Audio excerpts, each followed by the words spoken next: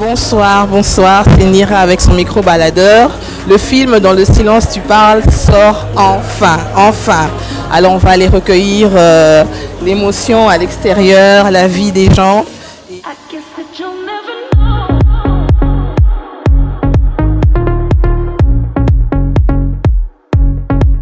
On y va? Bonsoir, nous avons toute l'équipe est présente.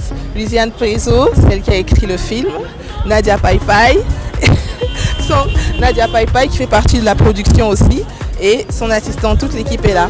On continue. Bonsoir mesdames. Bonsoir, comment allez-vous? Je vais bien. Alors, comment est-ce que vous avez entendu parler du film Dans le silence tu parles? C'est elle qui va parler en premier, hein? Après moi je vais... On est amis, hein. Donc du coup, le projet, on l'a su, et puis voilà. Comment est-ce que vous appréhendez la séance? Comment est-ce que vous appréhendez le film que vous allez voir? Est-ce que vous avez une idée de ce que vous allez voir aujourd'hui? Bon, moi personnellement, je veux être surprise. Je veux que ça soit une surprise. Vous n'avez aucune idée de l'histoire à peu près de ce qui se passe dans les... Un tout petit peu, je n'ai pas voulu vraiment entrer en profondeur en regardant sur les réseaux sociaux. J'aimerais quand même être surprise. Que ça soit, et je sais que ça sera du waouh. En tout cas, c'est ce que j'attends. Et vous, madame? Plein d'émotions, parce qu'elle-même, c'est une personne trop émotionnelle. Je suis sûre qu'elle va traduire ça dans le film. Donc du coup, je m'attends à un peu des larmes, un peu de pic là aussi, parce que avec ce que j'ai pu comprendre, ça va le faire, parce que c'est un problème de cœur. Et je vois que vous portez un t-shirt spécial, je ne veux pas en dire plus maintenant, mais vous portez un t-shirt spécial, donc ça veut dire beaucoup. J'espère que ce film va comme elle dit, vous exhorter. C'est un film pour consoler, donc j'espère que vous allez vous retrouver là-dedans. Ok, merci. Bonsoir mesdames. Est-ce qu'on peut recueillir quelques propos venant de vous?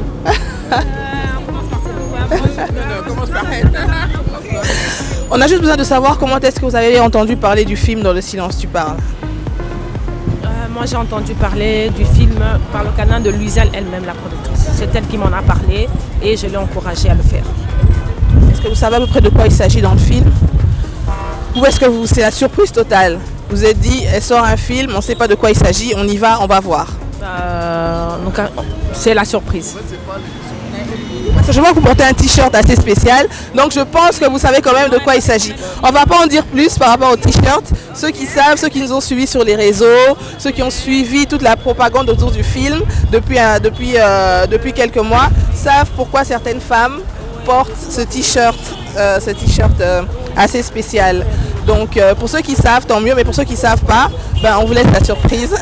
On vous laisse la surprise, ou bien aller sur les réseaux pour voir de quoi il s'agit. C'est doux. Je dis quoi?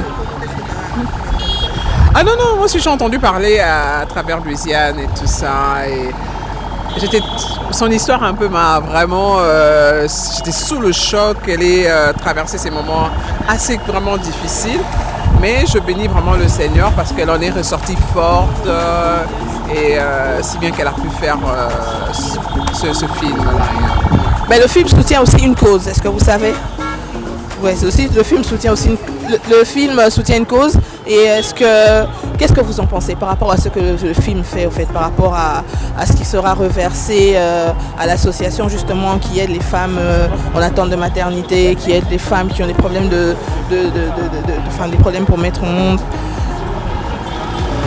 Moi, dans ce film, ce que je peux peut-être retenir, c'est comme on veut jouer quand même un rôle de porte-parole. Hein, c'est ça, c'est comme ça qu'on dit. Hein. Pour les femmes qui ont traversé des moments difficiles, il faudrait vraiment les accompagner, les soutenir et tout ça. Et je suis très contente pour cette initiative pour aider des mamans, un groupe de mamans. Selon Luciane, elle a dit dans le silence pourquoi elle a traversé seule. Bon, je ne peux pas dire qu'elle était seule parce qu'il y avait Dieu. Donc dans ce silence-là, Dieu lui a parlé et Dieu l'a reconfortée. Voilà pourquoi elle est sortie victorieuse. C'est la raison pour laquelle elle veut édifier plus d'une femme. Voilà. En tout cas, merci beaucoup. À tout à l'heure. Bonsoir, messieurs. Vous allez bien? Vous allez bien? Oui. Alors moi je vais vous interviewer parce que certains hommes disent que ce film ne concerne que ce film ne concerne que les femmes. Alors je ne sais pas, moi j'aimerais bien recueillir vos propos par rapport à ce que vous savez du film. On ne va pas spoiler évidemment, mais ne fût-ce que voilà le sujet, est-ce que le sujet vous parle? Est-ce que vous vous sentez quand même touché malgré que vous êtes des hommes par rapport au sujet?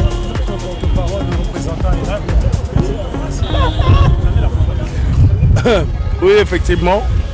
Chaloupe. Non, je ne dirais pas que ça concerne seulement les femmes, parce que la responsabilité d'un couple, justement, elle doit être d'une certaine manière partagée. Et il va de soi autant que pour le papa et aussi pour la maman qui ont ensemble perdu un être cher. Évidemment, avoir des enfants, c'est pas une chose facile, c'est toute une planification. On planifie en esprit. Vous avez 9 mois disons une longue période de grossesse qui fait que non seulement qu'il y a une sorte d'attachement qui se développe, mais aussi on est prêt à recevoir, à célébrer.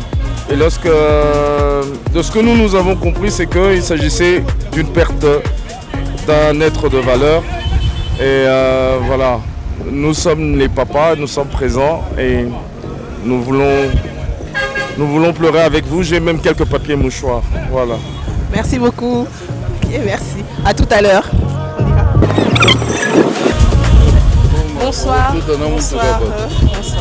Bonsoir. Bonsoir madame. On voudrait juste recueillir vos impressions. On sait que vous n'avez pas vu le film encore, mais vous en savez quand même quelque chose parce qu'il y a eu une bande-annonce, il y a eu des résumés un peu partout et on aimerait savoir ce que vous pensez de ce sujet. On ne va pas spoiler, on ne va pas tout dire, mais quand même on aimerait savoir ce que vous pensez de ce sujet, de ce film. Honneur aux dames. Honneur aux dames, d'accord. Ben, écoutez, je pense que la maternité, c'est une question très importante pour une femme, surtout pour nous les Bantous. Vous savez que sous d'autres cieux, c'est abordé d'une certaine manière, mais dans la société africaine, c'est un sujet très important. Moi, j'ai hâte de voir le film. J'évite de faire une idée avant de le voir, une idée préconçue. J'ai vraiment hâte pour voir comment, dans ce film, cette question était abordée, surtout avec la question de la spiritualité. J'aimerais voir sous cet angle comment la question de la maternité est abordée parce que c'est un sujet qui est en souffrance pour beaucoup de femmes qui ne le disent pas, qui n'en parlent pas.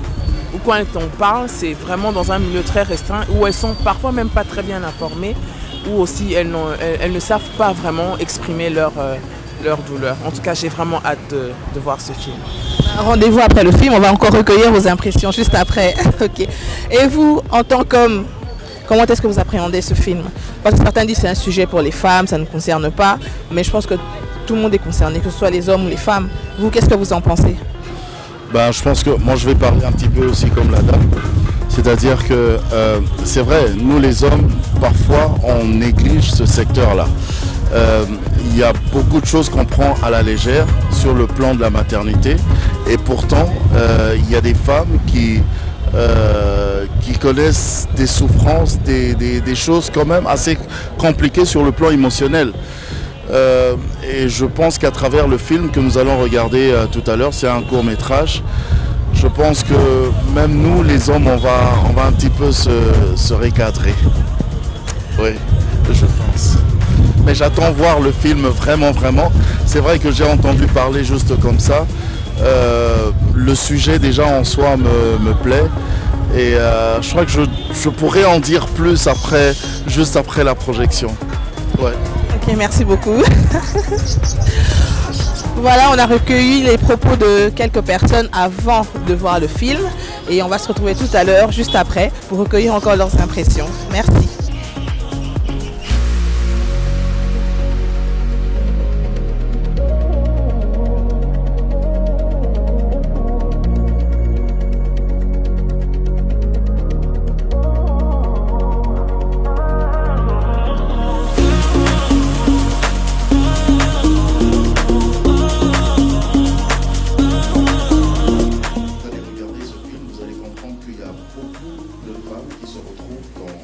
Cette même situation Mais malheureusement, on n'en parle pas, on n'en parle jamais. Et même que les hommes n'en parlent pas. Le titre du film, c'est « Dans le silence, tu parles ». On va regarder ça. Nous, on va revenir juste après la projection pour essayer d'échanger, parce que c'est sûr que vous aurez forcément quelque chose à dire autour de ça. Mais sinon, mesdames, messieurs, moi, je vous laisse regarder le film. On va revenir juste après et on pourra échanger. Bonne évasion.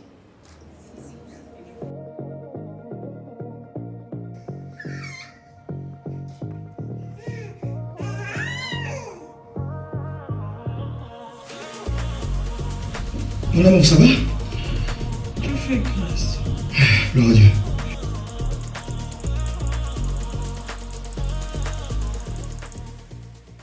Tu peux te rasseoir. Merci beaucoup, on peut revenir. Moi, je te garde. Il s'appelle Viviane.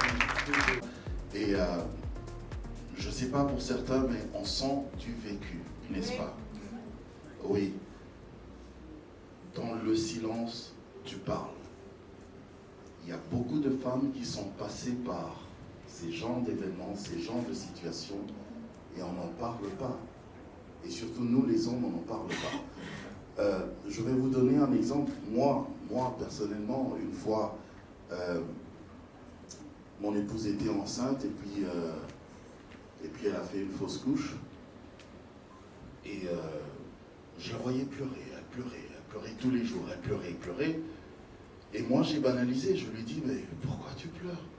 C'est juste du sang. Vous voyez, j'ai banalisé, mais en principe, il ne fallait pas. Pourquoi? Parce que dès le premier jour où une femme, après les femmes, vous allez me dire si je me trompe, mais une femme, dès le premier jour où elle apprend qu'elle est enceinte, même émotionnellement, elle change, n'est-ce pas? Il y a beaucoup d'échanges, il y a sa vie, c'est toute sa vie qui change parce qu'elle est déjà dans une autre planète. Elle est déjà en train d'imaginer une vie qui se développe en elle, une vie qui va naître, une vie qui va venir. Et puis du coup, comme ça, paf, soit c'est une fausse couche, soit c'est un mort-né.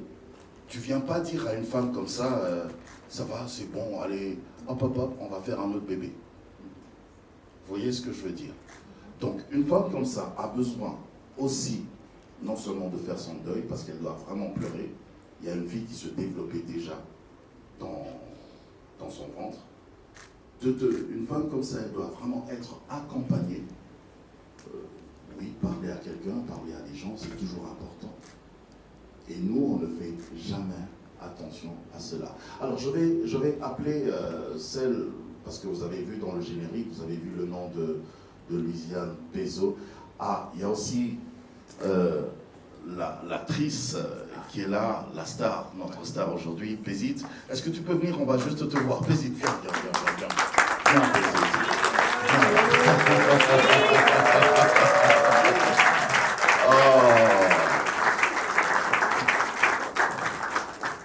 Oh, Pézit, c'est toujours une joie de te revoir. Moi aussi, depuis un temps, je m'exerce un peu au cinéma et tout ça. Hein? Je m'exerce. Non. Avec moi, tu as joué combien de fois? Ah, j'essaye. Voilà. Avec toi, j'ai joué combien de fois? Plus de 2 fois. Ah oui, quand même. Hein? Oui, quand même. C'était dur. Hein? Je suis un mauvais acteur. Pendant le tournage, je râle tout le temps, surtout quand je suis fatigué. Hein? Surtout quand je suis fatigué. Hein? C'est un très bon acteur. Il joue très bien, il incarne très bien. Merci. Puisque tu le dis. Alors dis-moi, comment tu as vécu ça, toi-même, personnellement? Parce qu'il fallait incarner ce personnage-là. Il fallait incarner l'histoire. Enfin, comment tu l'as vécu personnellement? Ce qui est vrai, ça n'a pas été facile. Pas du tout. Okay. C'est vrai que il y a les documentaires, les gens pourront voir ça sur la chaîne YouTube. Vous verrez tout ce qu'on a pu dire par rapport. Il y a eu trop de coupés? Sly? Non. Il est où Sly? Non. Parce que tu devais pleurer? Bon, moi je peux pas dire que j'ai pleuré. En fait, je devais incarner le rôle, je devais faire sortir ce qu'avec Ngonda. Je me suis mise dans la peau de Ngonda. Et ce qui a été difficile pour moi, c'était le fait de sortir de ces rôles-là, de devenir moi. Ça n'a pas été facile. Je comprends ça. Et déjà, en lisant les textes, ça n'a pas été facile. Je me suis rendu compte que j'étais en train de pleurer juste en lisant les textes. Et je me suis dit, je ne sais pas comment commencer. J'ai demandé l'inspiration divine et Dieu m'a assisté. Donc voilà. Merci Kevin. Tu peux te rasseoir. Merci beaucoup. On peut l'applaudir encore bien, c'est très heureusement. Voilà. J'avais besoin de Madame Lila Pezo. Elle est là dans la salle. Non, elle est toujours pas là. Ah, viens Lila, viens. Viens, parce que j'aimerais bien que... On peut l'applaudir. J'aimerais bien que tu nous expliques techniquement le film, comment tu es mieux placé pour nous parler de cela. C'est comme ça que vous l'applaudissez, Lila ?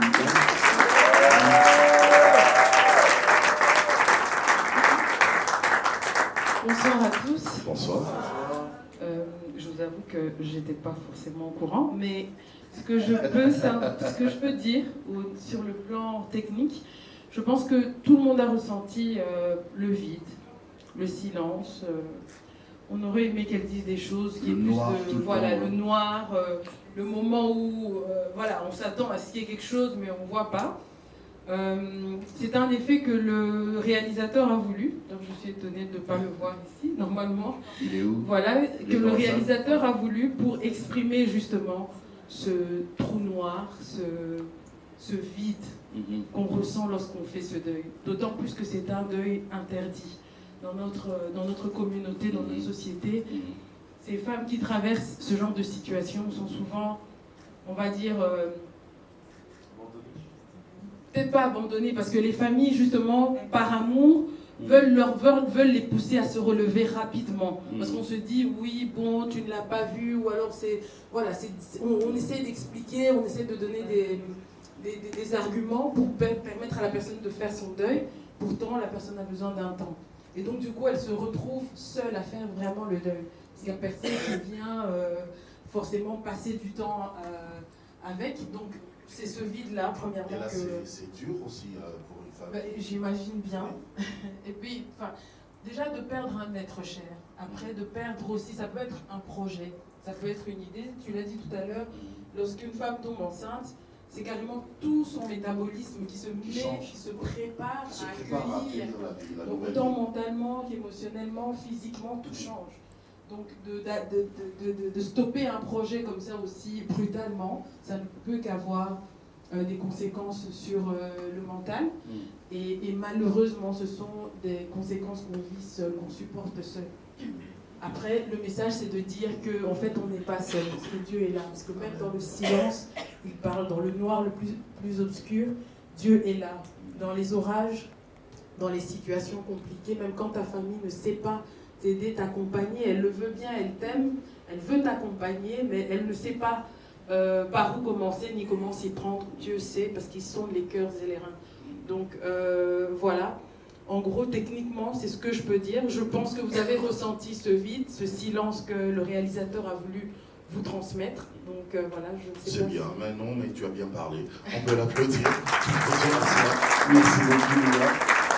Alors, Lisiane, j'aurais besoin de toi parce que tu as vraiment vécu. En fait, c'est ton histoire aussi, quelque part. Est-ce qu'on peut l'accompagner pour tes applaudissements? Je suis étonné, aujourd'hui, tu n'as pas pleuré. Moi non plus. Ah, ok. Moi non plus, oui. Tu n'as pas pleuré. Non, enfin, j'ai failli. Tu as failli? Oui, c'est vrai. C'est vrai. Dis-moi, est-ce que ces genres de situations, est-ce que ça peut s'oublier? On peut dire, allez, j'oublie, ça va, j'ai fait mon deuil, je passe à autre chose. Explique-nous. Bon, je ne suis pas expert en la matière, bien que j'ai vécu ça. Oui. Je pense que le plus grand problème, c'est la question qui n'a pas de réponse, le pourquoi ou le comment. En fait, c'est ça qui fait que la situation soit difficile à oublier. Moi, ça m'a pris 2 ans. Alors que je pensais en fait que j'avais oublié, que j'étais passée. C'était, entre guillemets, j'ai traversé des choses qui ont fait que, enfin, qui ont accompagné cet événement. Et cet événement en particulier était le plus dur, en fait. Et c'est en faisant ce film, l'idée m'est tombée comme ça. Je n'avais vraiment pas prévu ça. Au début de l'année, je n'avais pas prévu de faire ce film. Je planifiais autre chose pour cette année. Et un jour, en réfléchissant, je me dis, bon, pour mon anniversaire, pourquoi pas faire quelque chose pour Dieu? Mais ce serait quoi? J'ai pensé, je réfléchis, tiens, le cinéma. Donc il y avait une idée conductrice comme ça, et puis je suis arrivée à ça. Et j'aime Dieu parce que Dieu, moi je dis Dieu est compliqué, des fois je dis Dieu est bizarre, mais en fait c'était un processus, parce que Dieu me prenait par la main et m'emmenait quelque part sur une route que je ne comprenais pas, que je ne maîtrisais pas. Je me suis juste lancée. Et donc c'est en faisant le film, en écrivant, pendant le tournage, etc., que je me suis rendu compte qu'en fait j'étais en train de clôturer mon deuil. Il m'a fallu 2 ans. Et le bracelet que vous avez vu attaché, accroché au lit, c'est vraiment le bracelet que je portais le jour où on a intervenu, quand j'étais internée. Ça fait 2 ans qu'il était accroché à mon chevet. Tu l'enlevais pas? Jamais. Ok. Donc tous les matins, je le regardais. Avant de me coucher, je le regardais. Il y avait des jours où je disais, ok, tu as pris, fine. Il y avait des jours où je disais, je ne comprends pas pourquoi tu as fait ça. Et donc pendant ce processus, j'ai vraiment ressenti quelque chose, enfin pendant le film, hein, j'ai vraiment senti quelque chose partir. Et Déborah n'arrêtait pas de me demander, c'est quand tu enlèves ce bracelet, c'est quand tu enlèves ce bracelet. Et je vous avoue que cette scène au début n'était pas prévue. On l'a rajoutée après. La scène du bracelet? Yes, yes. Okay. Voilà. Elle a retiré, elle a rangé, elle a mis dans l'armoire. Et depuis qu'elle a mis dans cette armoire, le bracelet est toujours là. Okay. Et c'était vraiment, en fait, un livre que j'ai refermé. Donc, moi, ça a pris 2 ans. Je rends grâce à Dieu aujourd'hui pour ça. Oui. Parce que quand je regarde ce qui en est sorti, j'ai dit à Dieu, ah, donc c'était pour ça. C'était pour qu'on en parle.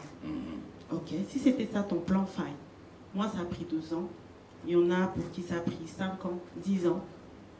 Il y en a qui viennent à peine de rejoindre le club, c'est qu'à 1 ou 2 jours, et qui vont peut-être tomber sur cette œuvre, je le souhaite, et qui, par cette œuvre, vont entendre la voix de Dieu dans le silence.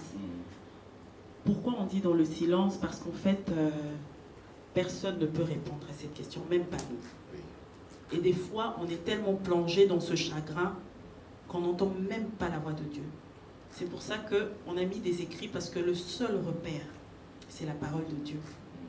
La seule chose qui m'a retenue, qui m'a tenue debout, évidemment avec la famille, les amis, qui m'appelaient, qui me soutenaient. Mais ce qui m'a vraiment permis de tenir, c'est la parole de Dieu. Ce sont ces passages-là qu'on a montrés. Et ce n'était pas forcément des voix. Non, il suffisait de lire, il suffisait d'ouvrir. Et on a vu que Ngonda, en fait c'est mon poste-nom, n'arrivait pas à lire. Il y avait des moments où elle ouvre, elle referme, et c'est ça. On se bat contre quelque chose, on se bat, mais dans ce silence-là, tant qu'on reste là, à côté de Dieu, qu'on ne se perd pas, qu'on ne sort pas, qu'on ne court pas, qu'on ne va pas ailleurs, qu'on ne s'agite pas, malgré tout, on reste là, dans ce silence. Oui, justement, mais est-ce que, à part la parole de Dieu, parce que tu parles de la parole de Dieu, à part la parole de Dieu, est-ce qu'une telle femme devrait aussi se faire accompagner par un psy, par exemple? Bien sûr. Bon, par un psy, oui. Enfin, en tout cas par des spécialistes. Par des personnes qui comprennent la gestion des émotions. Voilà. Des personnes qui peuvent accompagner émotionnellement. On a l'Église qui est supposée nous aider aussi. Bon, c'est vrai que les églises s'attardent plus sur l'aspect spirituel, mais si les églises pouvaient aussi, mais on a des personnes qui sont formées pour un accompagnement émotionnel, moral, etc. Et on a des personnes comme nous, comme moi, qui ne suis peut-être pas professionnelle dans ça, mais qui peut aussi venir émettre un avis. Je vous donne un exemple. À l'hôpital, le jour où je pars, le dernier jour donc, de l'hospitalisation, l'infirmière vient, elle fait sa checklist, elle me dit ah, vous avez reçu votre médicament du matin? Ok. Le médecin est passé? Ok. Non, ok. Vous avez reçu le colis de nouvelle maman? Ah non, vous n'avez pas accouché. Et là, barré. Comme ça? Comme ça. Okay. j'étais choquée. Je l'ai regardé, je n'ai rien dit. Je l'ai suivi après, je lui ai dit, ça m'a blessée. Parce que c'est comme si je venais d'échouer à un examen. Elle a compris. Ah, d'accord. Mais justement, c'est pour ça qu'on veut parler de ça. Il faut qu'on comprenne que c'est une blessure, c'est un deuil. C'est une situation devant laquelle on ne peut rien faire. Voilà. Mais voilà. D'accord. Déborah, Pézite, tu voulais ajouter quelque chose? Oui, s'il te plaît. Alors, dans l'Assemblée, s'il y a quelqu'un qui veut peut-être nous partager aussi son expérience en quelques mots, n'hésitez pas, vous levez votre main. Moi, je viens avec le micro là où vous êtes. Oui, viens. Non, mais toi, tu restes. Hein. En fait, je voulais préciser ceci.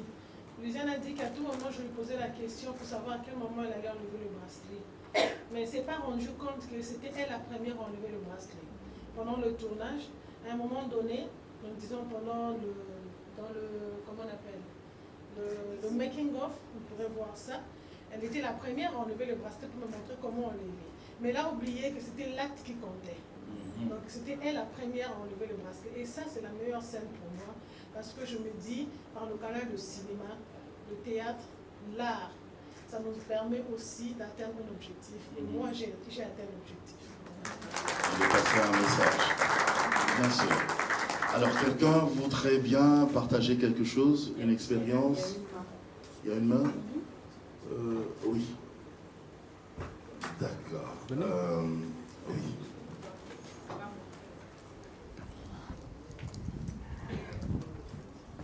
Ah, là, on ne vous voit pas. Hein. Sinon, venez carrément. Venez carrément de ce côté. Oui, c'est mieux, c'est plus facile. C'est mieux comme ça.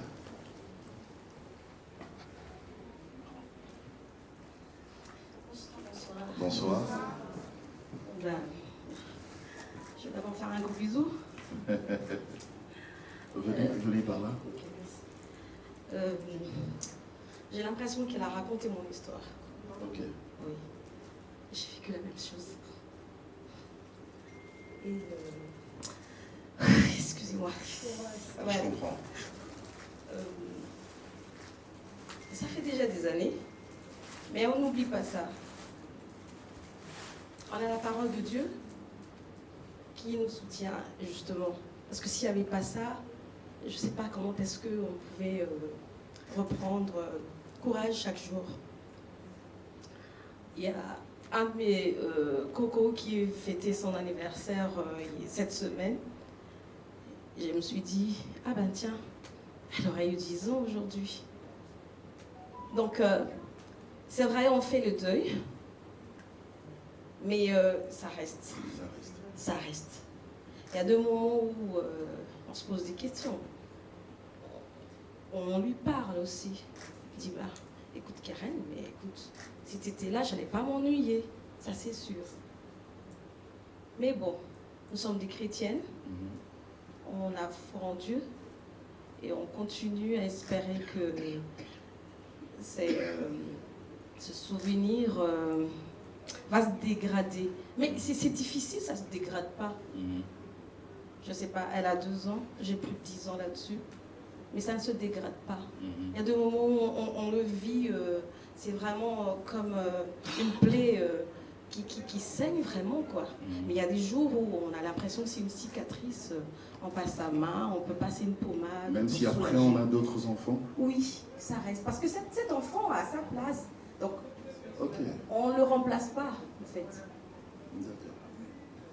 Il avait déjà une personnalité, quand on l'a déjà conçu dans sa tête, elle sera ceci, elle sera cela. Alors, quand notre enfant arrive, c'est une autre histoire aussi. Oui, c'est un autre enfant, c'est pas celui-là. C'est pas celui-là, il ne remplace pas. D'accord. Non, il ne remplace pas. Ça.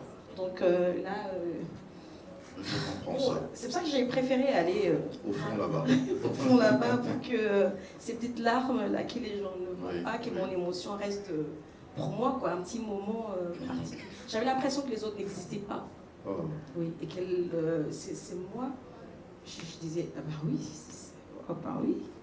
Et malheureusement, les hommes, là je vais mettre vraiment, je vais taper très fort. Les hommes ne sont pas solidaires du tout. Pas du tout.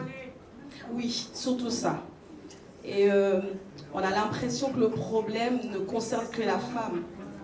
Mais quand la femme ne te donne pas des enfants, tu es le premier... Je représente tous les hommes dans la salle. À l'aise. Quand la femme ne sait pas te donner après, tu es le premier à partir. Tu l'abandonnes encore une deuxième fois dans sa douleur. Pourquoi? Parce que tu n'as pas été là, tu n'as pas été capable psychologiquement de l'aider, à se soutenir. J'ai vu le monsieur, il vient avec son projet, tu vas être contente. Mais qui te dit que ma joie c'est danser que toi? Dans le projet. Dans ton projet. Ma joie c'est ailleurs. Oui. Ma joie c'est ailleurs. J'aurais aimé que tu sois à côté de moi, que tu me dises des mots qui me réconfortent. Même me tenir tout simplement. Oui. Et particulièrement le Congolais, ils ne sont pas dans ça. Pas du tout. Câlin, et là d'ailleurs on parle...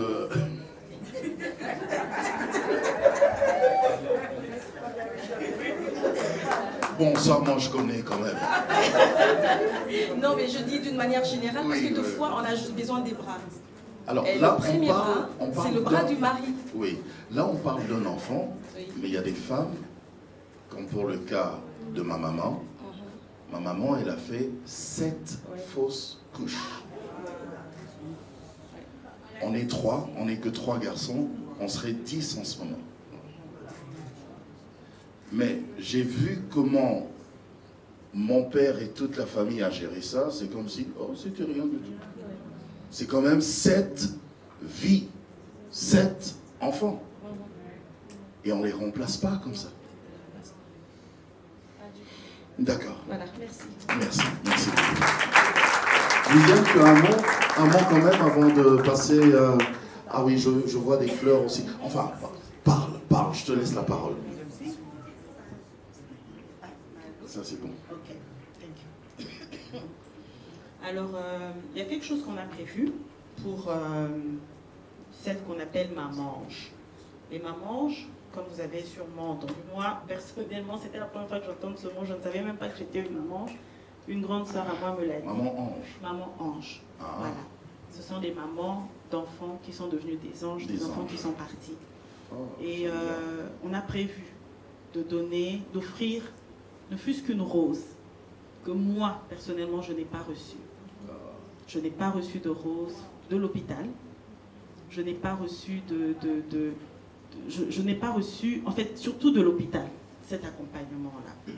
Et j'ai envie de dire, entre parenthèses, en sortant de l'hôpital, en rentrant à la maison, parce que ma grossesse avait... ma grossesse était de 5 mois. Et vu l'âge de la grossesse, il fallait un accouchement normal. Et donc, je suis passée par un accouchement. Et après l'accouchement, j'étais dans le même état qu'une femme qui venait d'accoucher normalement. Donc normalement, il me fallait un traitement. Où aller? Il fallait me faire qu'on me masse. J'avais les pieds qui gonflaient. J'avais ceci. Mais comme c'était une fausse couche, pas de bébé, pas de suivi. J'avais tout ce qu'une femme a vécu, mais personne n'y a pensé. Je ne suis pas là pour condamner, c'est juste qu'on n'y pense pas. Oui. On ne sait pas que, voilà, on a tout autant besoin de cette aide-là. Et on a prévu justement des fleurs. Je vais demander à maman Nadia. Que tu n'as pas reçu. À maman Nadia. Mais tu avais des câlins quand même à l'époque. De la maison, oui. De mon entourage, de tous ceux qui étaient proches en tout cas, oui. Tous ceux qui étaient là. Bien. Ah, d'accord. Alors maman Nadia va aller vers... Tu comprends? Ah, t'es gentil. T'es gentil. T'es gentil, Nadia.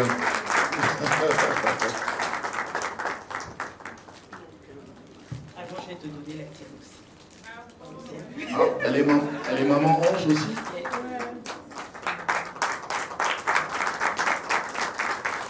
Alors, il y a des mamans anges dans la salle qui normalement portent le même t-shirt que elle et moi. Et si vous n'avez peut-être pas le même t-shirt, Nadia va venir vers vous. Il n'y a pas de papa ange? Je dis ça comme ça, Il n'y a pas de papa ange? Alors, je vais juste vous demander, merci de lever la main. Yes. Voilà. Les mamans anges, levez-vous, on va vous voir. Levez-vous. En fait, c'est pour vous.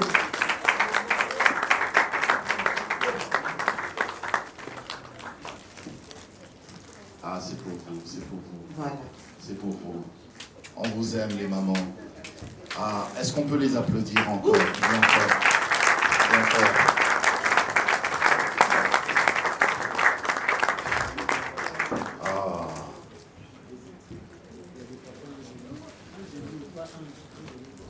Alors, avec l'autorisation de tonton Jaco. Oui.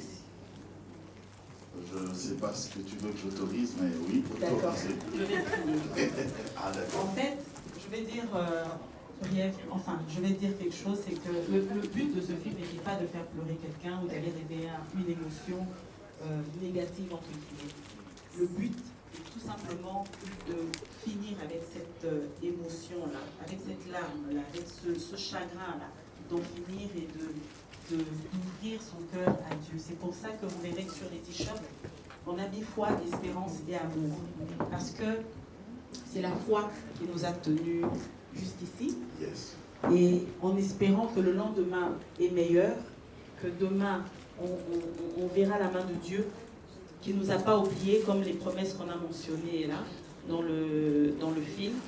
Et de garder de l'amour pour Dieu, l'amour pour nous-mêmes et l'amour pour nos semblables.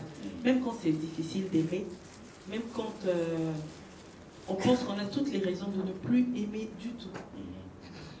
Et le but de ce film est de fermer cette page-là, mais de ne pas la fermer seule, de ne pas la fermer en colère, mais de la fermer dans la foi, dans l'espérance et dans l'amour et avec le Seigneur.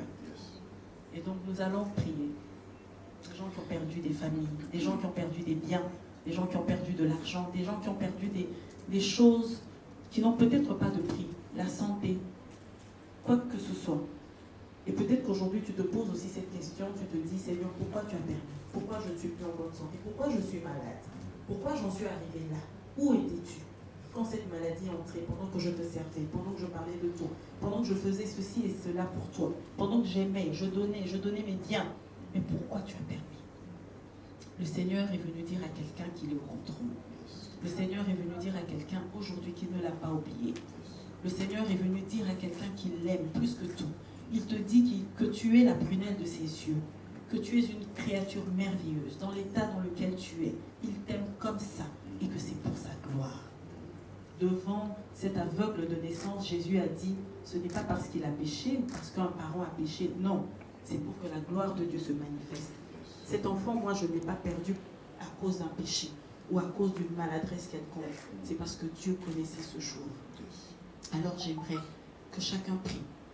Si tu as une blessure, que ce soit parce que tu es maman ange ou papa ange, ou que ce soit parce que tu as perdu quelque chose, ou que tu connais quelqu'un quelque part qui a besoin d'entendre ce message, qui a besoin de cette prière, j'aimerais que nous prions rapidement pour cette personne. Nous allons prier. Seigneur, je te rends grâce. Je te présente mon frère, je te présente ma soeur. Je te présente toutes les personnes ici présentes, Seigneur, qui elles-mêmes peut-être sont venues avec un fardeau, ne sachant peut-être pas ce qui les attendait ici, mais Seigneur, toi tu les as surpris parce que c'était ton rendez-vous. Toi tu fais des programmes, Papa, que nous ne connaissons pas, que nous ne maîtrisons pas. Et d'ailleurs tu n'es même pas obligé de nous donner ton agenda, mais toi tu planifies et c'est tout. Seigneur, nous sommes là, devant toi, avec nos fardeaux, avec ce que nous portons, avec ce que nous avons de lourd. Seigneur, nous ne voulons pas repartir avec. Que quand chacun se lèvera de sa chaise, Seigneur, que ceux qui pesaient restent. Et qu'ils repartent, Seigneur, avec ton joug qui est léger, comme tu le dis. Seigneur, remplis nos cœurs de foi, remplis nos cœurs d'espérance, remplis nos cœurs d'amour. Dans le nom précieux de ton Fils que tu as donné pour moi et qui a dit que tout était accompli. Je dis Amen. Amen. Je te fais mon gros câlin quand même. Je vous dis merci, mesdames, messieurs. Oui, lui là. Excusez-moi, je voulais juste dire que le réalisateur est arrivé. Oui, il est où? Ah, ben voilà. Échappé, est-ce que...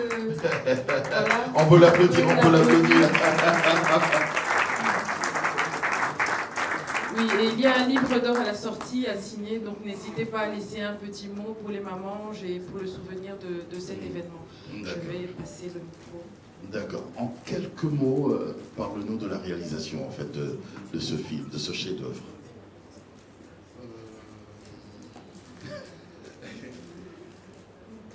Je dirais que quand on m'a intéressé pour faire le film, ce que j'avais beaucoup aimé, c'était déjà le parti pris du huis clos, en fait, et un personnage. Parce que moi j'aime beaucoup des films pareils où ça se passe, il y a beaucoup plus un personnage qui est dans un environnement, et voilà, d'accord. Et c'est ce qui m'a vraiment intéressé, le premier en termes de réalisation, c'était ça. Alors je m'étais dit, bon, allons faire cet exercice. Et après, voilà, je me suis inspiré de beaucoup de choses, mais déjà aussi l'histoire était tellement forte que je ne pouvais pas refuser. Bravo, bravo, on te respecte. Merci beaucoup. Merci. Voilà, je garde ça. Et je tiens à vous rappeler aussi que tous les bénéfices, on va dire, de cette soirée seront reversés à la Fondation Likabo. Parce que la Fondation Likabo a 2 hôpitaux et souvent ils reçoivent des cas de femmes qui ont par exemple eu une fausse couche, mais qu'on doit curer ou qu'on doit soigner et qui n'ont pas les moyens de se faire soigner. Souvent, elles sont abandonnées à leur propre sort et elles sont rejetées. Et donc c'est ce montant qu'on va reverser à la Fondation Likabo pour pouvoir prendre soin de toutes ces femmes qui n'ont pas les moyens de payer leurs soins. Après une fausse couche ou une opération liée toujours à la maternité. Donc voilà, je vous dis merci pour la Fondation Likabo. Merci. Merci beaucoup, Lila. Merci à vous également, mesdames, messieurs. C'en est fini pour aujourd'hui, pour la première partie, la première session, parce qu'on a une deuxième session. Hein. Il y a d'autres personnes qui vont entrer aussi pour voir le film. Sinon, si vous voulez revenir aussi à la deuxième session. Oui, maman Guylaine.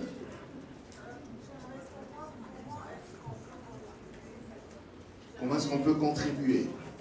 Ah, oui, pour la fondation, oui.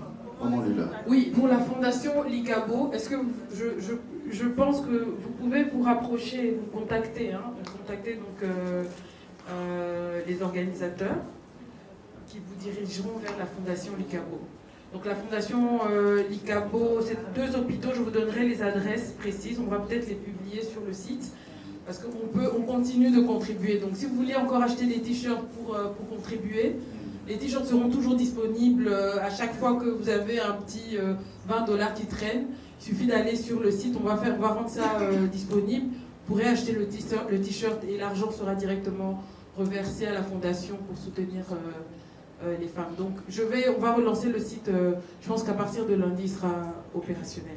Okay. On peut les acheter tout de suite aussi? Des t-shirts, je ne sais pas s'il y en a là disponibles, mais vous pouvez précommander. Il y en a? Oui, hein, il y a quelques t-shirts. Sinon, il y a quelques t-shirts. Voilà, merci. Allez, bonne soirée les amis. Merci beaucoup.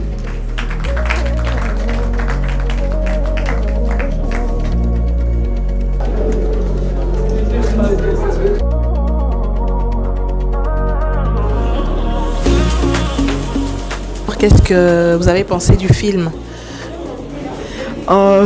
Pour être vrai, j'ai beaucoup aimé le film parce que c'est quelque chose, bien que c'est mon amie qui l'a vécu, mais j'ai été là avec elle, j'ai vu comment elle souffrait et au fait c'est quelque chose qui n'était pas du tout facile pour elle et je bénis Dieu parce que là maintenant je vois que ça va vraiment pour elle et gloire à Dieu. Mais on voit le film en tout cas, c'est quelque chose de waouh, elle a fait quelque chose de très bien et c'est quelque chose d'encourageant. Je dois vraiment l'encourager, qu'elle continue comme ça parce que ça n'a pas été facile et aujourd'hui, je ne pourrais pas dire qu'elle est totalement passée à autre chose, mais parle de ça, la connaissant, je sais qu'elle a tourné la page et je rends grâce à Dieu pour elle.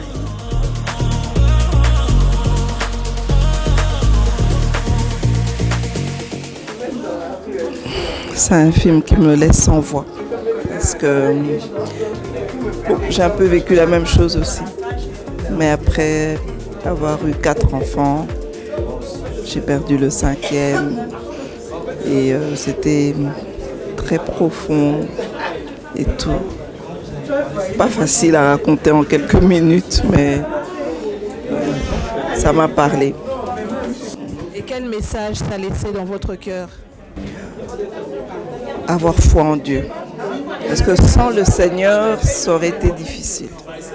Le Seigneur a été présent et il nous a soutenus, mon mari et moi. Le jour où on nous a annoncé que le bébé ne vivait plus, on a pleuré tous les deux. Et je me souviens que le médecin a dit « Pourquoi vous pleurez ?» C'était une femme. « Pourquoi vous pleurez? Vous n'avez pas d'enfant ?» J'ai dit « Si, on a 4 enfants. » Il dit « Mais alors ?» Et tout. Donc on est restés comme ça. Mais on a pleuré tous les deux. Et on s'est tenu la main et on a continué. On a continué. Et on a eu un 6e, le dernier, 5 ans après.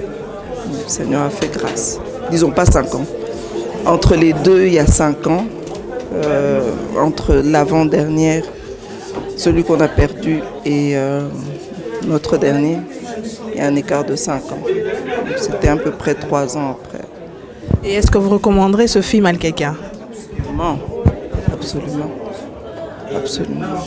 Un film profond et ça redynamise au fait et puis ça montre à la femme qu'elle n'est pas seule. Qu'elle n'est pas seule. Et de se confier au Seigneur aussi. Parce que ce sont des moments où c'est vrai que la parole d'un homme, oui, peut vous réconforter pour un moment, mais je pense que la parole de Dieu, elle vous réconforte pour toujours.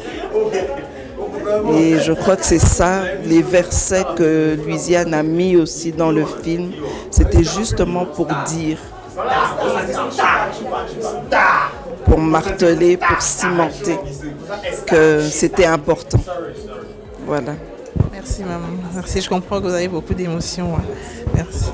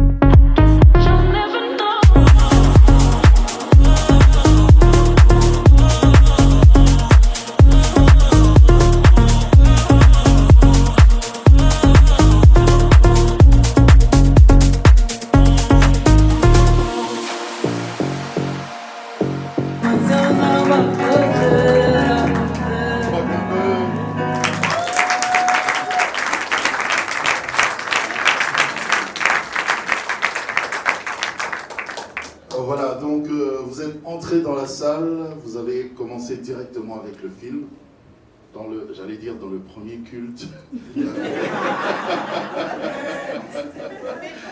Dans le premier culte, j'avais dit bonsoir avant la projection, mais bon, allez, anyway, dans le deuxième culte, on a fait ça comme ça. Et c'est mieux comme ça. Je vous dis bonsoir, merci d'être là. Est-ce que je peux encore entendre vos applaudissements?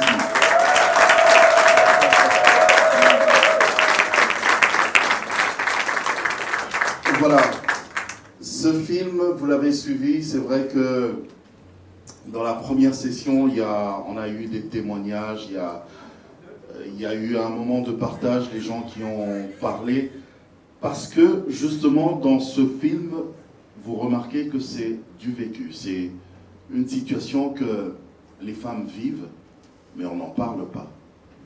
Et surtout que nous, les hommes, on ne fait même pas attention à ça, parce qu'on pense que, bon, voilà, une femme qui a fait une fausse couche, ou qui a eu un mort-né, voilà, c'est bon, ça peut passer.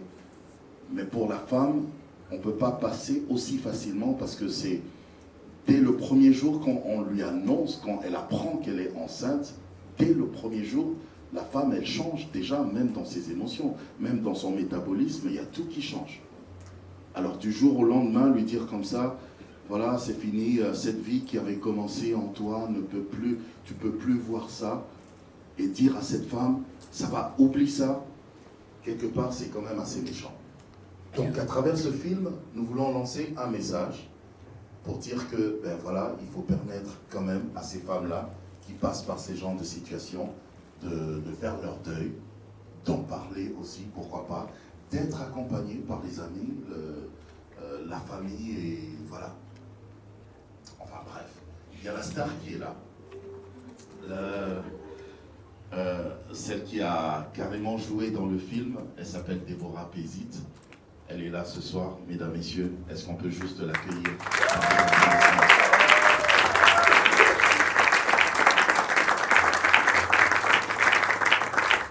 Bonsoir Pézit. Ah, je suis content parce que même dans le premier culte, tu n'as pas pleuré. Donc tu as eu le temps de pleurer. Tu as eu le temps de pleurer. Mais c'est quand même assez difficile. Hein. Moi, j'aimerais que tu expliques à la salle. Hein. On t'a vu là, dans le film, incarner un personnage et incarner une histoire, raconter une histoire, mais une histoire quand même assez douloureuse. Comment tu as vécu cela? Explique-nous. Je l'ai dit, comme tonton Jacob l'a dit dans le premier culte, ça n'a pas été facile, ça c'est vrai. Parce que quand j'ai reçu le texte, rien qu'en lisant le texte, je me suis même pas rendu compte que j'étais en train de pleurer. Parce que je trouvais que c'était profond.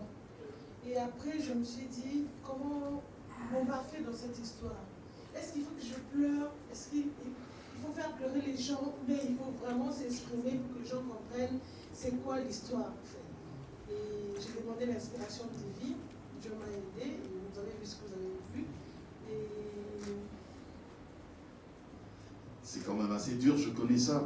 Parce que pour incarner un personnage, mais un personnage quand même assez dramatique, à un certain moment, on le sent d'ailleurs même. Effectivement, pour dire je le dis parce que moi-même j'ai déjà vécu ça. Enfin, depuis un temps, je m'exerce aussi au cinéma, un peu. Ah, hésite, j'ai dit je m'exerce. C'est mon cher collègue, pour ceux qui ne le savent pas. Je m'exerce. C'est un comédien. Je m'exerce. Non. Bon, ça, ben, puisque tu... Il incarne très bien le rôle qu'on lui donne.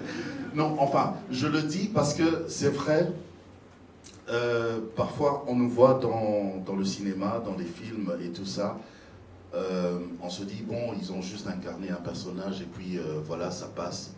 Mais parfois, quand tu es dans ton texte, tu entres vraiment dans ton personnage, à un certain moment, tu ressens même les émotions de ton personnage.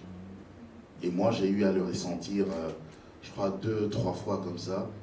Il y a eu un film où vraiment, réellement, même quand je regardais moi-même, je pleurais. Oui, donc, et même pendant le tournage aussi, j'ai eu à pleurer, on a eu à couper. Il fallait que je respire et qu'on reprenne. Oui. Ça a été pareil pour moi aussi.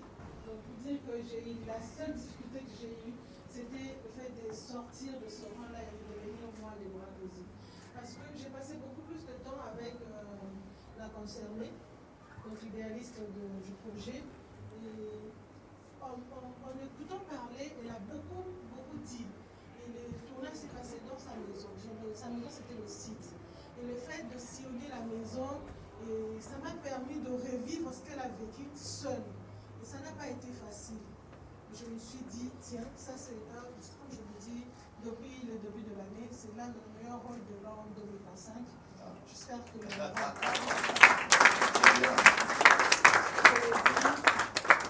de gens en parlent. Mais si Ngonda a accepté aujourd'hui, elle s'est décidée de s'exprimer, donc c'est quelque chose d'énorme. Et par le canal de cinéma, le message passe. Voilà. Alors je vais quand même appeler sur ce podium celle qui a vécu cette histoire, qui nous l'a racontée. Oh, elle s'appelle Lisiane. Merci beaucoup. Tu viens du milieu de nous. Voilà, on a parlé de toi pendant que tu n'étais pas là. C'est elle qui a parlé de toi. Voilà. Raconte-nous. Tu as vécu cette histoire, mais l'idée est venue directement d'écrire justement ce film. Parle-nous-en. Alors, au début de l'année, bonsoir. Bonsoir. Au début de l'année, je ne l'avais pas prévu. En tout cas, quand je disais bonne année 2025, dans ma tête, il n'y avait pas de cinéma. Bien que le cinéma a commencé à devenir une passion pour moi depuis quelques années, depuis l'église où je servais le Seigneur, j'avais proposé et je gérais un département de projection de films chrétiens. Et au cours desquels, donc au cours des projections,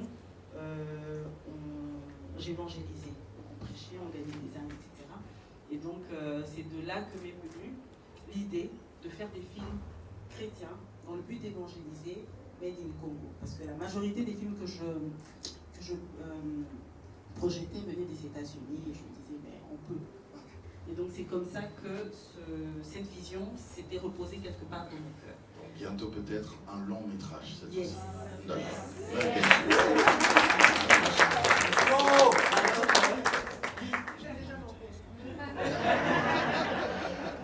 Alors, donc voilà, et cette année, non, je n'y pensais pas, j'aurai 40 ans cette année. Seulement je devrais passer temps. Et donc, j'avais un autre projet pour mes 40 ans. Je voulais voyager, aller visiter un musée quelque part. C'est ce que je voulais m'offrir. Mais après, je me disais, quelque chose m'a dit, Louisiane, c'est bien beau d'aller visiter le musée de la Bible, mais en quoi est-ce que le Seigneur tirait vraiment sa gloire? C'est vrai que toi, ça te ferait plaisir, il n'y a pas de souci. Dieu veut que tu sois heureuse, il n'y a pas de problème. Mais mon peuple a besoin de quelque chose. Je dis, au jour de mon anniversaire, mes 40 ans, ok, d'accord, qu'est-ce que je fais? J'ai réfléchi, j'ai essayé de checker en ligne ce que je pouvais faire. Je dis, bon, un film, voilà, quelque chose qui peut parler de Dieu. Mais j'ai pas d'argent, comment je fais? Alors, l'idée m'est venue de faire quelque chose avec un seul acteur. Et j'ai dit, on va parler de ce sujet-là. Voilà, c'est comme ça que Et on a parlé de ça. Et on a parlé de ça. Alors toi-même, comment tu as vécu cette histoire? Parce que oui, tu l'as vécu. Oui. Alors, comment j'ai vécu Tu as fait ton deuil? Je pensais avoir fait mon deuil. Je pensais avoir fait mon deuil. Je pensais en fait que la page était tournée ou que le livre était fermé. Et jusqu'à ce que cette année, un ami avec qui je prie souvent m'a dit, Louisiane, Dieu te le rendra.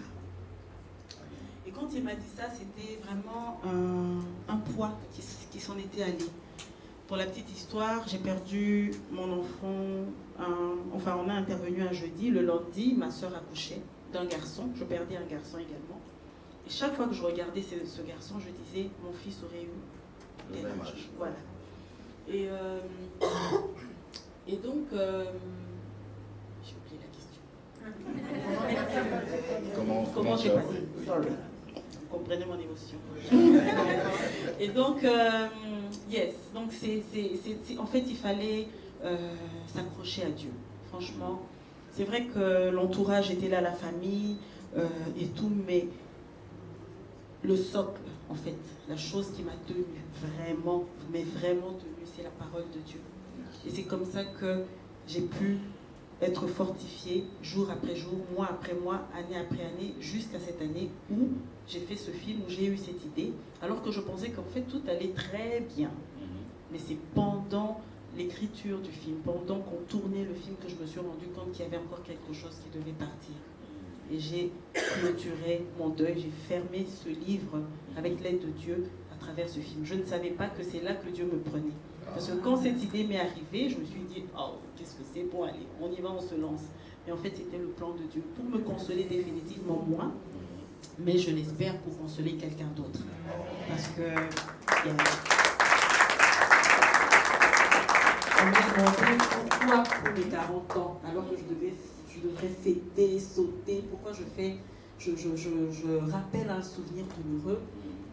J'ai dit en fait que l'idée n'est pas de rappeler un souvenir douloureux ou de faire pleurer quelqu'un, mais l'idée est seulement de dire à quelqu'un que malgré les problèmes, la tribulation, quelle que soit la situation que tu traverses, la foi, l'espérance et l'amour doivent demeurer. Si moi j'y suis arrivée, tu peux aussi y arriver.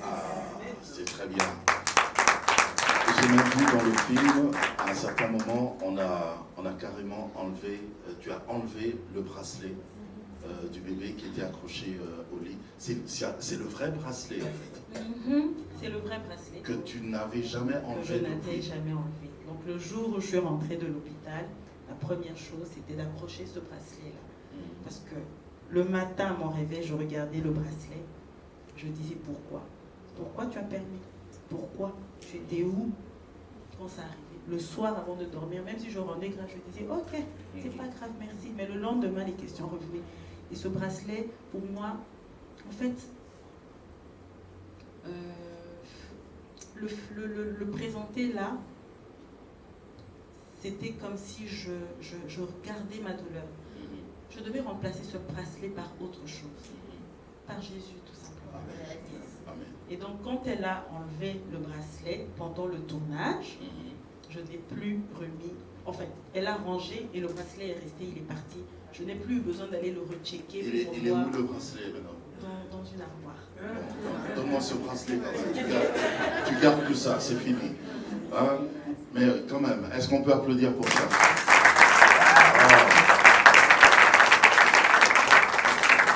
Voilà.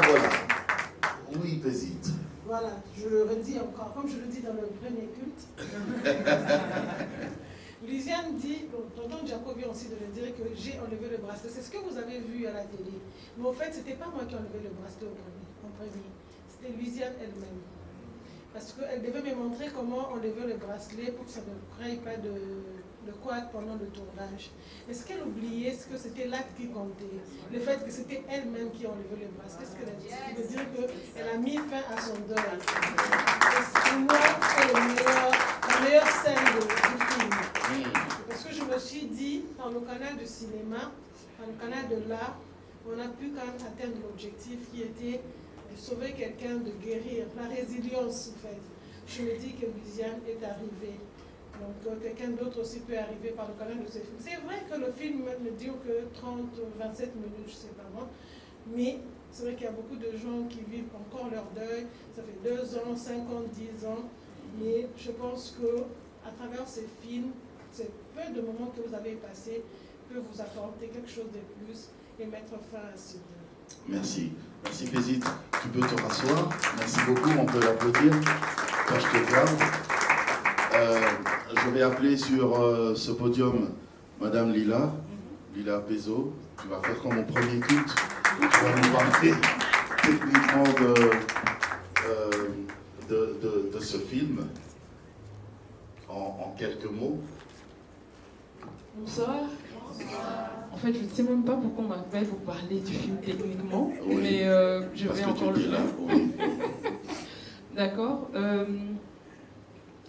Donc, techniquement, je suppose que vous avez tous ressenti le vide, on va dire l'absence. Il y a ce petit quelque chose qu'on attend, voilà, on ne sait pas, il y a comme une sorte de gêne. Et c'est un effet que le réalisateur a voulu justement pour montrer un peu la lourdeur. Les petites scènes où on voit le moment tout simplement sombre et qu'il n'y a rien du tout. Ben c'est le noir total que traversent ces personnes qui vivent en fait un deuil interdit, un deuil dans lequel on ne peut même pas s'exprimer parce que dans nos sociétés, un mort-né ou un enfant, une fausse couche, bon, très vite on vient te dire ah oui, bon, et maintenant tourne la page. La famille avec amour, bien entendu, vient te demander de tourner la page, mais ce qu'on oublie, c'est qu'une femme, tonton Jaco l'a dit tout à l'heure, une femme qui est enceinte déclenche un processus autant mental qu'émotionnel et physique et spirituel aussi qu'on ne peut pas, effacer à la seconde. Donc je pense que techniquement, le réalisateur a voulu nous le montrer, ce petit côté flou ou vide qu'on a ressenti. Imaginez-vous que ces femmes le traversent des années durant, dans cette solitude, où même quand la famille est là, on sent, on est absent. Vous avez vu, on a vu, il y avait le visage d'aucun autre acteur que l'actrice principale. C'était voulu, parce qu'en fait là, la personne se retrouve seule, dans sa douleur, dans ses émotions et dans son noir. Et même quand le mari vient, il dit je suis sur un gros contrat, tu seras contente. Mais non, son bonheur c'est ailleurs, c'est pas dans ce contrat. Voilà. Donc, on sent bien qu'elle le vit seule. Et je ne pense pas que c'est pour condamner non plus, mais voilà, il y a des douleurs où on ne peut vivre que seul. Le seul problème, c'est que quelquefois, on interdit à ces femmes de le vivre. Vous voyez, il y a même une scène où elle pleure. Quand elle entend un bruit, elle se dit, ah tiens, j'arrête. Ça reflète justement le fait qu'il y a une certaine interdiction, il y a un tabou. Pourquoi tu pleures, tu ne l'as pas vu, tu ne l'as pas porté, tu exagères, tu n'as même pas vécu. Voilà, donc pourtant, c'est une émotion réelle. Si Tonton Jaco me permet, je vais peut-être m'enchérir en parlant tout simplement aussi du fait que là, ce qu'on vous a présenté, c'est aussi un outil. Il est important quand même que dans notre pays, dans notre société, qu'on commence à considérer le cinéma comme un réel outil de communication, de vulgarisation, de sensibilisation. Aujourd'hui, c'est un outil d'évangélisation. J'imagine que beaucoup d'entre nous ont été touchés. Il y a un message derrière. Mais ce cinéma est capable de se substituer au regard. Plusieurs femmes ici se sont senties vivre la même chose. Et ça, c'est la magie du cinéma. Donc, c'est aussi un appel, une sorte de... Parce que souvent, quand on vient avec un projet cinématographique, on dit toujours... on a l'impression d'être des rêveurs, on vous taxe de tous les noms, vous gaspillez votre argent, votre temps, votre énergie. Mais la force de cet outil, je pense que beaucoup d'autres pays ont compris et l'ont utilisé pour transformer leur société, pour influencer leur jeunesse, pour influencer même leurs politiciens et toute leur population. Donc voilà, et pour finir, j'aimerais aussi parler de l'action que représente cet événement. Vous portez tous des t-shirts, et ces t-shirts, en fait, l'achat de ces t-shirts qui sont en même temps vos tickets d'entrée, les bénéfices de ces achats seront totalement reversés, à 80% reversés à l'hôpital, la fondation Likabo. C'est un hôpital qui reçoit beaucoup de femmes qui ont eu des fausses couches, des avortements, des mal faits, ou même des problèmes de myome ou quoi, mais qui n'ont pas les moyens de se faire soigner. Souvent, elles arrivent même en état critique, parce qu'elles ont gardé un fœtus mort dans le ventre. Et toutes ces personnes, quelquefois, ont besoin d'un soutien financier. C'est pour ça qu'avec la Fondation Likabo, on a créé une caisse qui sera dédiée à soigner ces femmes qui arrivent avec des problèmes liés à leur maternité. Donc, je vous dis à tous merci. Vous êtes présents, mais vous avez aussi contribué à cette... Voilà. Merci Mila. Merci beaucoup. Alors, on a prévu des fleurs aussi. Alors. Ok, d'accord. Ok, on demande la parole. Je dis à Tonton Jaco. Oui, d'accord. Alors, en fait, ce qui s'est passé, c'est que quand j'étais à l'hôpital, le jour où je sortais, je pense une infirmière est venue avec sa checklist. Vous avez reçu vos médicaments? Ok. Le médecin est passé le matin? Yes. Oh non. Ok. Vous avez reçu le colis nouvelle maman? Ah non, vous n'avez pas eu d'enfant. Tchac, elle a barré. J'étais blessée. Je suis allée la voir après, parce que sur le coup, je me demandais comment réagir. Je suis allée la voir après, je pense que c'était après, je lui ai dit, vous m'avez blessée. Vous m'avez blessée. Donc moi, je n'ai pas droit. Elle avait compris. C'est comme si j'avais échoué à quelque chose, en fait. Mais est-ce que c'était de ma faute? Et donc, vous m'en avez privé et tout.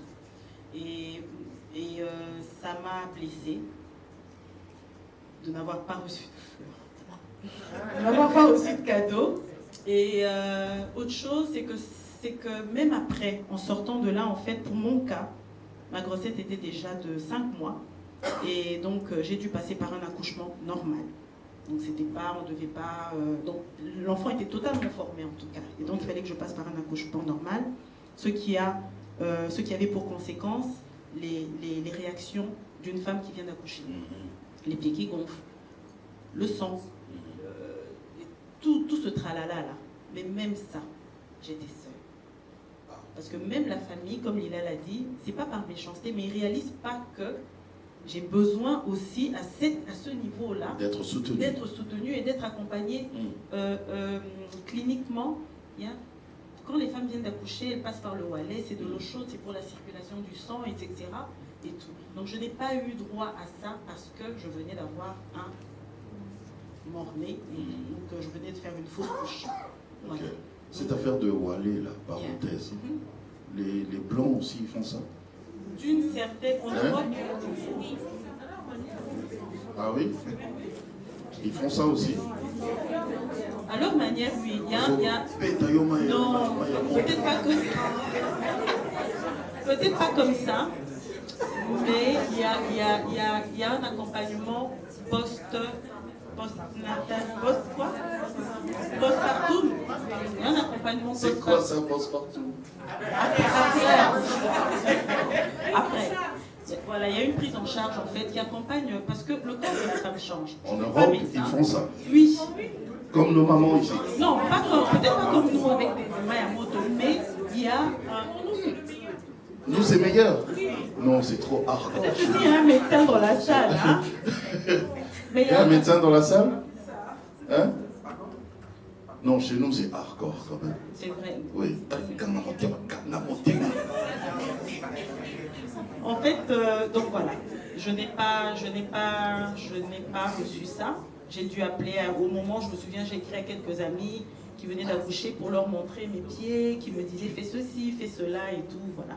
Et donc nous, on s'est dit, on voulait faire une pièce. Oui, parce que cet enfant, quand même, cet ange-là, tu l'as pas fait seul. Exactement, exactement. Donc il y a des fleurs aussi pour les parents ici.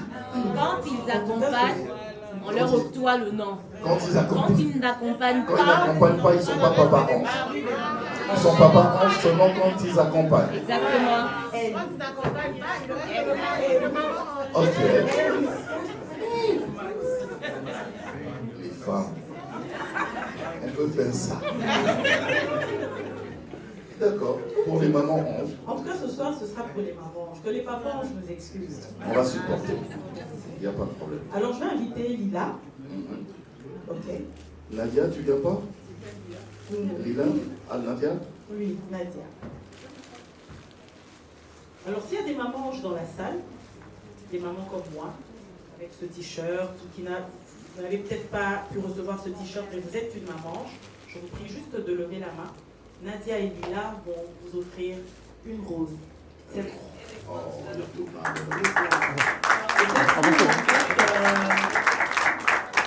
toute notre compassion. Ça transmet tout l'amour. Cette rose nous dit foi, espérance et amour. Elle va peut-être faner, mais le geste restera dans votre mémoire, vous ne l'oublierez pas. Et vous vous souviendrez de ce mot-là, de la foi, de l'espérance et de l'amour que nous voulons transmettre aujourd'hui. Oh, merci. Ah, une fleur aussi ici, hein? Ah, Lila? Une fleur quand même pour la première maman ange ici, sur le podium. Ah, elle en a eu au premier culte. Ah, ok. Ça va. On a eu au premier culte. Oui. Envoyez des bisous ici, là. Voilà. C'est très... Premier culte, on n'avait pas présenté l'équipe technique. Alors, au deuxième culte, j'aimerais bien présenter l'équipe technique quand même. Et c'est le réalisateur qui va faire ça. Viens mon ami, viens au milieu, c'est toi la star. Au milieu. Viens au milieu, toi tu blagues avec parler devant les gens. Ok. Bonsoir. Bonsoir. Je suis très timide. Ah, on l'a remarqué. Oui. Montréal. Quand il donne les ordres, il est pas timide hein, pendant le travail. Même pas un peu, ça c'est le travail. Ici c'est la présentation. En tout cas, je vous dis merci d'être venu, de vous déplacer pour voir ce film. Je dirais que le film, quand on m'a proposé de réaliser, j'ai directement dit oui. Parce que déjà dans la forme, c'était présenter un seul personnage. Okay. Parce que les autres, vraiment, j'ai même pas beaucoup à dire parce que ce qu'elle a dit, c'est vraiment ça. J'ai fait exprès de ne pas voir les visages des autres personnes. Ok. Oui, je les mettais toujours dans le flou pour que ça reste un deuil d'une personne. Ok. Voilà. C'est fait exprès. Exprès. Ok. Oui. Et j'étais pas seul. En ce moment, dans la salle, je vois... Bon, présente l'équipe, hein, du moins ceux qui sont là. Oui. Il y a Snake. Snake, viens, tu peux monter. Viens, Snake. Quand on vous appelle, vous venez. On veut vous voir aujourd'hui. Snake qui était dans l'équipe image, en caméra. Et il y a encore. Il a fait aussi les cadres. Et... J'ai vu Bijou. Voilà, Bijou. Oh, Bijou, viens là. Bijou qui est maquilleuse. Dans l'équipe technique, il y avait aussi Sly, malgré qu'il était aussi... Sly.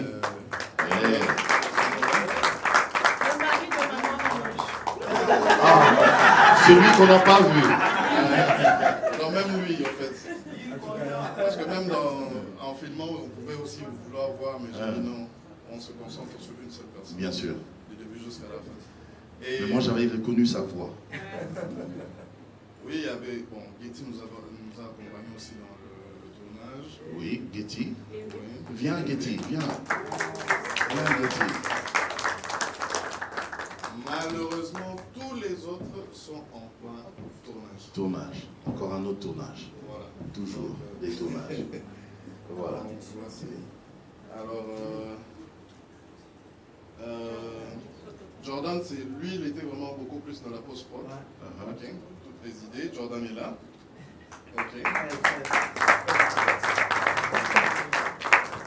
Et je dirais merci à la production, donc Lila et Louisiane, de nous avoir fait confiance et de se dire que non, on va faire un produit. Nadia, bien sûr. Ah ok, le photographe est là, il fait son boulot. Et les photos que vous avez vues au générique, c'est lui qui a fait ça. Ouais, c'est lui qui a fait ça. Ah, c'est ça. Voilà. Mais depuis, bon, il a dit qu'il est en train de travailler, il a dit. Ah, d'accord. Il est en train de travailler. Il y a Nadia Pai. Voilà, c'était dans la production. En tout cas, merci. Et merci à vous tous. Merci à l'équipe. Et je vous dis à un prochain rendez-vous. Pour un long métrage. Oui, bien sûr. Est-ce qu'on peut les applaudir bien fort?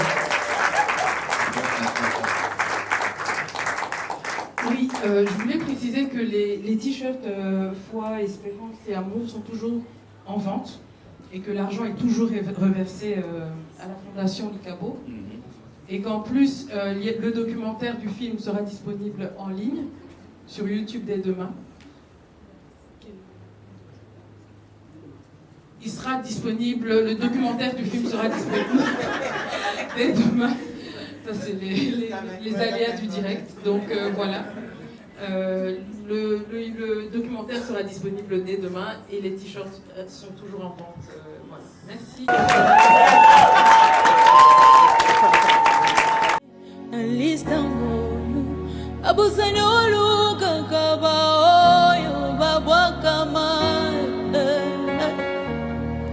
Pour des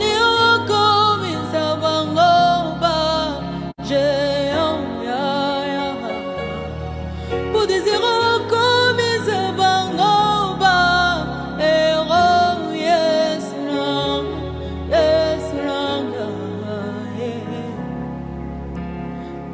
manger, mati, mati, no mo teme.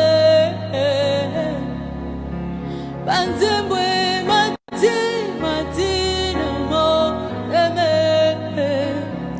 Na yembi o mingi me, hosana yo ezo silate. Na yembi o mingi me, hosana yo ezo silate. Quand elle a commencé à expliquer ce qu'elle voulait faire, parce que voilà, c'est moi qui suis responsable de la salle, alors je lui ai demandé qu'est-ce qui se passe, qu'est-ce qu'il faut, le film raconte quoi. Quand elle a commencé à parler, moi je souriais, elle ne comprenait pas. Plus elle parlait, moi je souriais. Puis je regardais ma collègue, j'ai dit, regarde ce qu'elle raconte. Elle aussi, elle a souri. Quand elle a fini de parler, je lui ai dit, vous êtes en train de raconter mon histoire. Ça va faire 7 ans que je pleure. Oui. Mon premier accouchement, c'était en 2017. Donc je suis maman ange 2 fois. Premier accouchement 2017, deuxième accouchement 2023. Donc, pendant qu'elle parlait à un moment, j'ai pas pu. J'ai commencé à pleurer. Elle est venue, elle m'a consolée. À un moment, elle aussi, elle a commencé à pleurer. Je suis venue vers elle, je l'ai consolée. Mais je lui ai dit ça une fois. Je lui ai dit, ce que tu es en train de faire, c'est une mission. Personnellement, si je commençais à raconter, ça serait très long, on restera jusqu'à demain. Mais ça a été tellement difficile pour moi. Je vous épargne des détails, mais ça a été vraiment difficile. Bref. Je n'ai cessé de lui dire merci toutes les fois où on s'est vu, toutes les fois où on a parlé, depuis le premier jour elle est venue. Parce que j'avais l'impression que pour moi c'était une porte de sortie. La dernière fois quand j'ai accouché, on m'a dit que je pouvais avoir un congé. Je leur ai dit, je ne pourrai pas, je vis seule, je vais mourir. Je préfère venir tous les jours. J'ai tout le temps les enfants qui viennent voir les films, il y a des événements. Ce bruit-là va m'aider à guérir. On a beaucoup parlé, on a longuement parlé. Une parenthèse. Quand ma grossesse a commencé à me menacer la deuxième fois, toutes les fois où j'étais dans la salle de bain, je disais à Dieu, pas une deuxième fois. Je ne pourrais pas supporter une deuxième fois. Pas une deuxième fois. Et à chaque fois, je disais, j'étais tellement en colère parce que j'avais l'impression que le monde s'acharnait contre moi. Malheureusement, je ne suis pas encore mariée.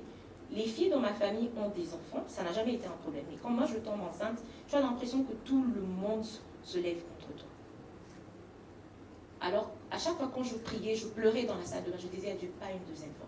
Et je disais, ce qui moi n'ananga koufi, n'a beau m'abattre.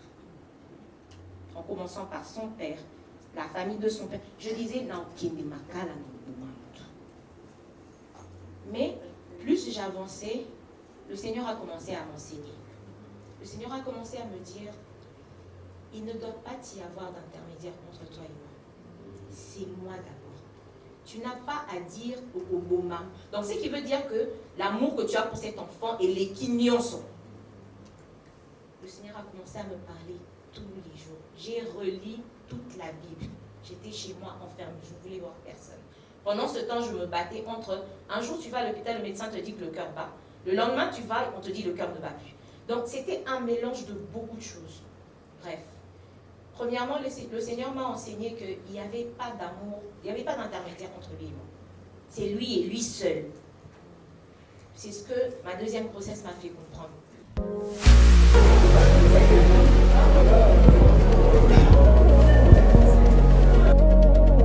Je peux savoir ce que vous avez pensé du film? Alors, je dirais agréablement surpris. Avant de venir, on se pose toujours plein de questions. Les films d'auteurs, qu'est-ce qu'on va trouver? Mais au final, en tant qu'homme et père aussi de famille, je pense avoir accompagné mon épouse dans ses différentes grossesses et je me rends compte que si c'était quelque chose qui était arrivé à mon épouse, comment je me serais comporté? J'entends le mari encore qui parle de ses contrats. Ça m'a fait penser légèrement à moi puisque je suis entrepreneur. Et je me dis que quand je pense apporter une bonne nouvelle, ma femme va se réjouir alors qu'en réalité elle est dans une profonde tristesse. Donc je pense que c'est très intéressant comme film et c'est un éveil de conscience. Et le plus d'avoir intégré l'aspect foi et spirituel, je pense que c'est ce qui est une valeur ajoutée et qui différencie ce film. Donc moi, de manière générale, j'ai bien aimé et ça m'a inspiré à pouvoir intégrer, nous, en tout cas en tant que chrétiens, à pouvoir intégrer aussi notre foi et notre spiritualité dans ce qu'on fait, dans nos activités. Par exemple, Louisiane et Lila l'ont fait à travers le cinéma, mais pourquoi pas d'autres à travers leurs activités. Donc c'est très inspirant et j'encourage ce genre d'initiative. J'encourage encore Ziane Productions pour nous éblouir de plus en plus. Voilà. Merci. Avec moi, c'est récent. Hein. J'ai perdu ma grossesse en mois de février 2025. Et d'abord, j'ai fait trois fois des fausses couches. C'est-à-dire en mois de novembre 2024, en janvier 2025 et en février. C'était tellement répétitif. Voilà, et je me posais des tas de questions. Je me demandais, au fait, qu'est-ce que je n'ai pas bien fait?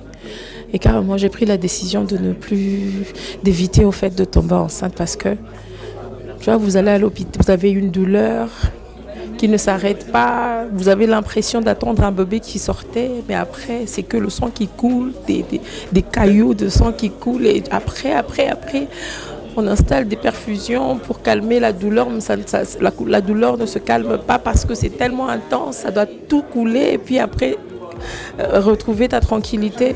Et il n'y avait pas que le calme de la douleur, mais après, il y avait cette douleur-là émotionnelle et tout, le cœur qui pleurait, qui se posait des milliers de questions. Seigneur, pourquoi? Et aujourd'hui, franchement, ça va vous sembler bizarre, hein? Louisiane, c'est ma sœur. C'est ma petite sœur, d'accord? Mais elle a marqué. Aujourd'hui, ce soir, elle a posé une pierre dans ma vie. C'est-à-dire là où j'avais du mal à oublier, à effacer. Aujourd'hui, à cause de ce film, je me suis dit finalement, tiens, je dois laisser passer. Je dois tout remettre entre les mains du Seigneur. Il a permis à ce que je porte cette grossesse. J'ai compris que c'était simplement pour me rappeler que je suis une femme qui portera des enfants, quand même j'en ai déjà. J'ai déjà un fils, mais cela n'est pas assez pour moi. Je me suis toujours dit, tiens, je ferai 3-4 enfants. Mais après, ces 4 enfants-là, ces 3 autres enfants qui sont venus juste après leur grand frère, ces 3 autres sont partis. Et aujourd'hui, je bénis le Seigneur parce qu'il a permis à ce que je puisse retrouver cette paix. Et j'ai simplement compris qu'avant de recevoir une autre bénédiction, il faudrait d'abord commencer par enterrer, laisser passer la douleur d'hier afin de recevoir la bénédiction de demain. Donc je dis merci à Louisiane, merci à Ziane, merci à vous tous et que le Seigneur te bénisse abondamment, chérie. Va de l'avant. Ma histoire, ils a tellement ébellé. Et ce Dieu-là a placé toujours la sagesse en toi afin de t'inspirer et il va toujours envoyer des gens autour de toi qui auront suffisamment de poches, suffisamment de porte-monnaie afin de soutenir cette œuvre. Que le Seigneur vous bénisse.